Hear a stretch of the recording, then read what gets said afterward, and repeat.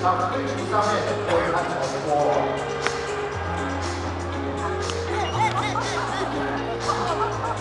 当天小飞侠都非常的可爱。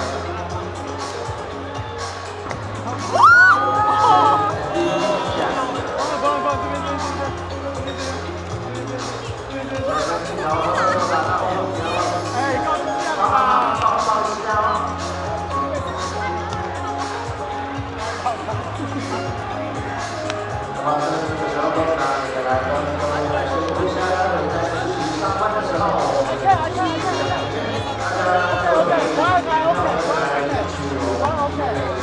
这里你喜欢基本上都有发生，当然实际上就可以来好吧，每个人是2万还是带你出来走出去，当然实际上就可以来到还是去发生的。